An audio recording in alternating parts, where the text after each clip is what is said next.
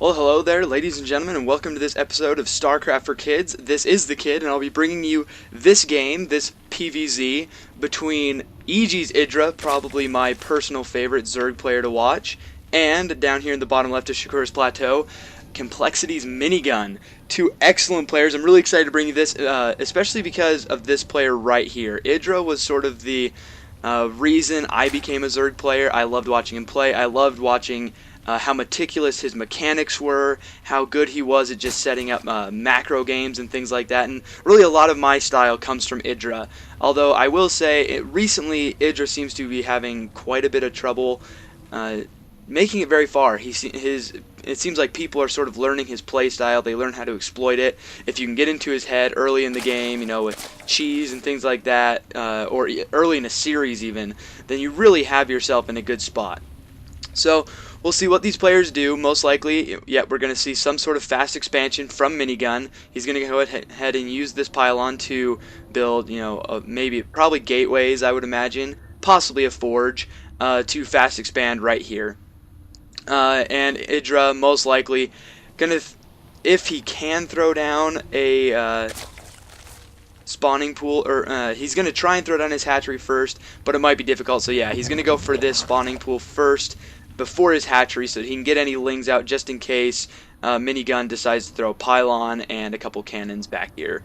So both players playing it pretty standard, pretty safe here to begin the game. And as they're going about this, guys, please go ahead, leave comments, subscribe to my channel. I want to know how I can make this better. I want to be able to bring you guys tons of games. Once again, this is StarCraft for Kids.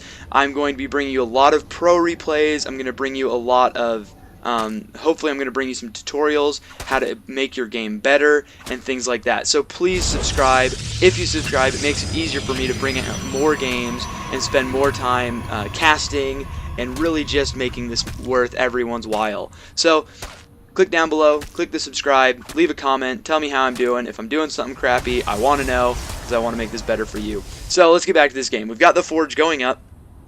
You know, finish walling this off, maybe put a cannon here, obviously for defense, and then maybe some gateways here.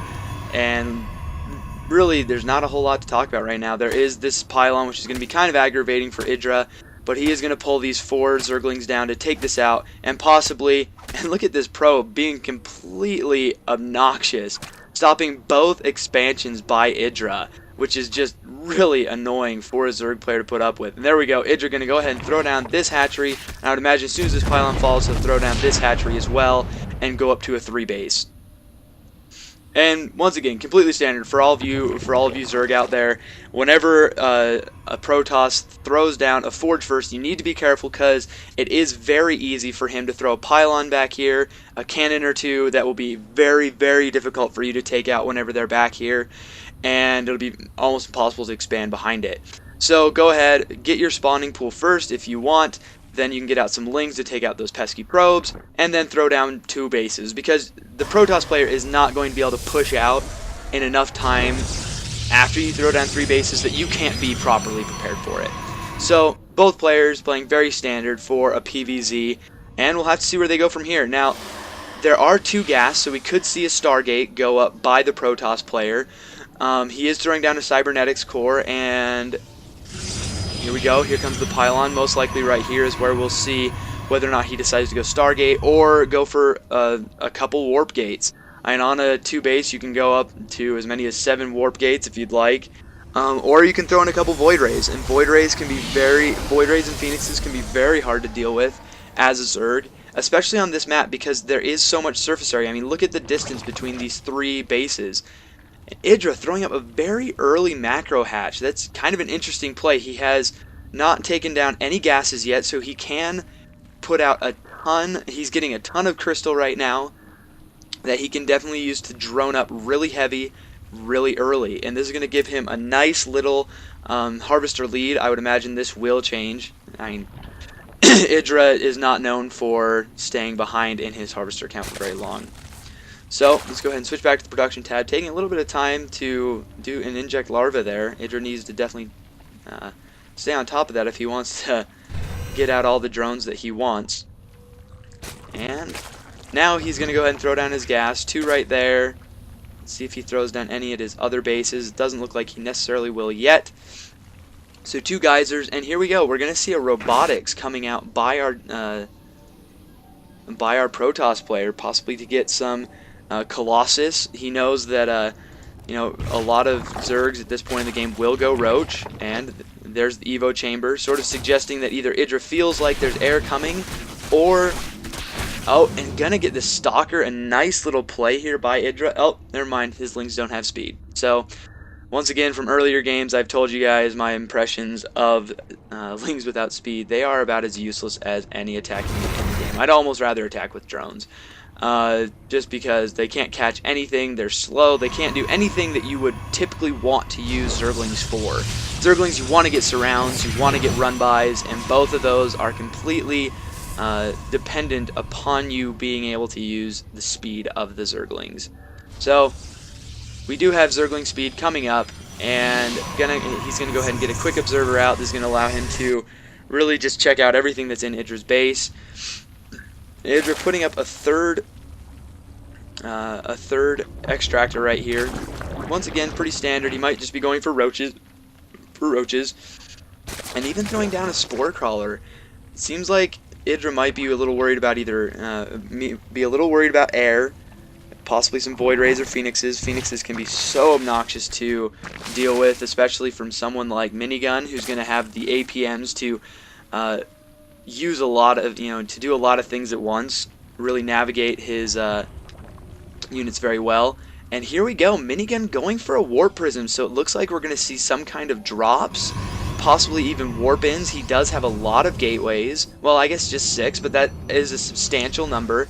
And look at this. That is a ton of gas in this army. 7 sentries with 3 stalkers, and most likely it looks like, yeah, he's saving up gas. This is going to be some kind of quick, aggressive little push, and I like that he's using the Warp Prism for this. If you use just a regular, if you use a pylon, it's easily scouted and can be sniped by those Lings.